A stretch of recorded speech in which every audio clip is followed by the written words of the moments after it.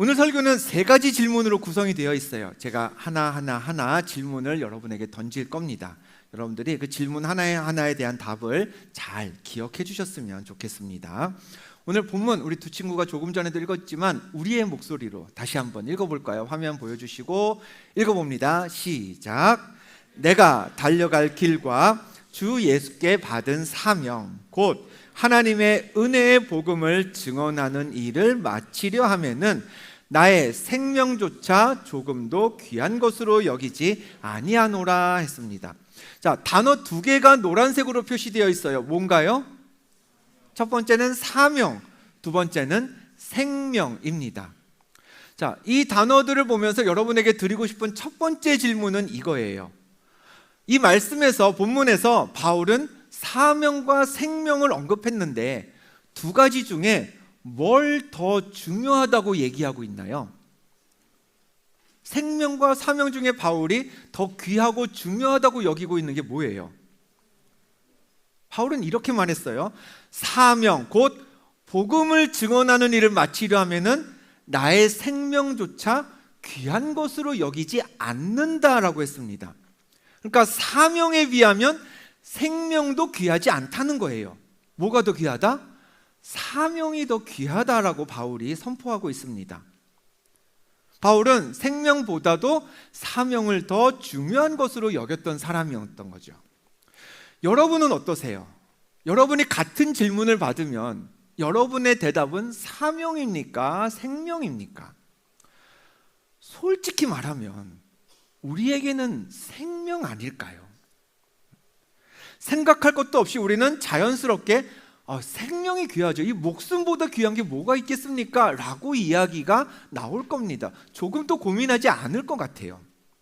그럼 여러분한테 두 번째 질문을 드리겠습니다. 우리는 생명보다 귀한 건 없다라고 여기면서 이 땅을 살아가는데 바울은 왜 또 어떻게 사명을 생명보다 더 귀하다라고 할 수 있었을까? 우리와 바울의 차이가 도대체 뭐냐라는 거죠. 우리의 인생이 여러분 이 땅에서 생명을 누리고 그걸로 끝이라면 그러면 생명이 가장 귀한 게 맞아요. 그게 맞습니다. 생명이 다하면 그게 언제일지 모르지만 생명이 다했을 때 모든 것이 끝나는 거니까 그럼 생명보다 귀한 건 없어야 됩니다.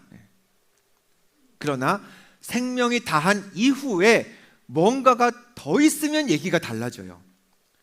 생명이 다했는데 그 다음에 또 다른 삶, 그것도 영원한 끝이 없는 삶이 있다면 생명이 중요하지 않은 건 아니에요. 그렇지만 그 이후에 펼쳐질 영원한 삶에 영향을 미칠 무엇인가가 우리에게는 이 땅의 생명보다 일시적인 생명보다 영원한 삶에 영향을 미치는 게 있다면 그게 더 중요해지는 겁니다. 즉 바울이 이 땅에서 우리가 누리는 생명보다 사명이 더 귀하다라고 여길 수 있었던 건 이 땅에서의 삶이 전부이라고 생각하는 사람과는 가치관이 조금 달랐던 거예요. 잠깐뿐인 이 땅에서 생명이 아무리 귀해봤자 그 뒤에 이어질 영원한 삶에 영향력이 크지 않다라는 걸 바울이 알았기 때문에 바울에게는 생명이 가장 귀한 것일 수가 없었던 겁니다. 한번 상상해 볼게요. 훗날에 우리가 하나님 앞에 가서 섭니다. 이 땅에서의 생명을 다 하고 하나님 앞에 섰어요. 그럼 하나님이 여러분에게 무엇을 물으실 것 같으세요? 우리 앞에서 두 친구들이 저는 몇 년생, 몇 돌의 아무개입니다 라고 소개를 했어요. 하나님도 그거 궁금해 하실까요? 넌 몇 년생이니? 너 세상에서 몇 살까지 살다 왔니? 내가 생명 주었는데 너는 그 생명을 이 땅에서 몇 년이나 누렸니? 너의 생명의 기한이 얼마나 되니? 그거 하나님 별로 궁금해 하시지 않을 거예요. 하나님이 물으신다면 이거 물으실 거예요. 내가 너한테 구원의 은혜를 베풀었는데 너는 구원받은 하늘 백성으로서 나의 자녀로서 내가 너에게 기대했던 사명을 감당하면서 살았니? 그 그 대답의 여부에 따라 우리가 하나님 주신 사명대로 살았는지의 여부에 따라서 우리가 하나님 앞에서 받을 칭찬이 달라질 거예요. 그 칭찬의 그 각자가 받는 칭찬의 여부에 따라서 우리가 이 다음에 누릴 영원한 삶의 유형이 달라질 겁니다, 여러분. 그렇기 때문에 바울이 이렇게 고백할 수 있었던 거예요. 주 예수께 받은 사명이 나의 영원한 삶에 영향을 미치기 때문에 그 사명을 내가 잘 감당하느냐에 따라서 내가 영원한 삶을 어디에서 어떻게 누리는지가 결정되기 때문에 내가 이 땅에서 잠시 누릴 생명보다 뭐가 더 귀하다? 나의 영원한 삶에 영향을 미칠 사명이 훨씬 더 귀하다는 거예요. 더 아찔한 건 뭔지 아세요? 우리가 말씀드린 대로 다 한 번씩은 하나님 앞에 설 겁니다. 그래서 너는 내가 준 사명 감당하며 살았니? 라는 질문을 받을 텐데 그때가 언제일지 아무도 모른다는 사실을 분명히 기억하셔야 됩니다. 누구는 그 질문을 오늘 밤에 받을 수도 있어요. 누구는 30년 후에, 누구는 한 60년 후에 받겠죠. 그 질문을 언제 받을진 모르지만 그러나 하나님, 저는 주신 사명 귀하게 여기고 최선을 다해서 그 사명 감당하고 살았습니다 라고 대답할 때가 우리는 언제인지 모르기 때문에 지금 내가 살아서 호흡하는 오늘 이 하루에 그 사명을 귀히 여기고 그 사명을 감당하며 살아야 하는 겁니다. 이제 세 번째 질문 드릴게요. 그토록 사명이 중요하고 귀중한데 바울이 생명보다 귀하다고 했던 게 사명인데 그럼 나의 사명은 무엇이냐라는 거죠. 오늘 본문이 우리의 이 세 번째 질문의 답이 되어줍니다. 본문 다시 한번 읽어보겠습니다. 같이 읽습니다. 시작. 내가 달려갈 길과 주 예수께 받은 사명 곧 하나님의 은혜의 복음을 증언하는 일을 마치려 하면은 나의 생명조차 조금도 귀한 것으로 여기지 아니하노라 했습니다. 바울은 예수께 받은 사명이라는 표현을 쓰면서 부연 설명을 덧붙였어요. 사명이 뭐다? 하나님의 은혜의 복음을 증언하는 일이라고 했습니다. 하나님이 베푸신 은혜, 내가 받은 그 은혜, 그게 복된 소식 복음인데 그거를 세상에 드러내고 이야기하고 전파하는, 증언하는 게 우리의 사명이라는 거예요. 우리가 지난 몇 주 반복해서 나누었던 말씀처럼 하나님이 결코 끊을 수 없는 사랑으로 나를 사랑하신다. 내가 넘어져도, 내가 무너져도, 내가 하나님에게서 멀어져도 하나님은 날 다시 회복시키신다.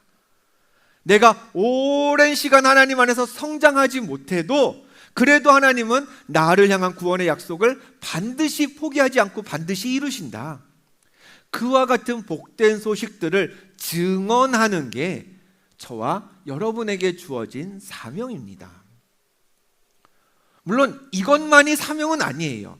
여기에 더해서 하나님은 우리 각자에게 다른 사명을 주십니다. 우리가 서로 다른 달란트를 받았어요. 그렇기 때문에 우리를 향한 하나님의 뜻은 천편일률적으로 다 똑같지는 않습니다. 그러나 예수 믿고 구원받은 하나님의 자녀라면 공동으로 다 같이 부여받은 사명도 있어요. 그게 뭐냐? 바울은 하나님의 은혜의 복음을 증언하는 거다라고 했습니다. 그 사명을 우리가 공동으로 받은 거예요. 사명을 공동으로 받았으면 그 사명을 감당하기 위한 이런저런 사역도 어떻게 해야 될까요? 공동으로 같이 해야 됩니다.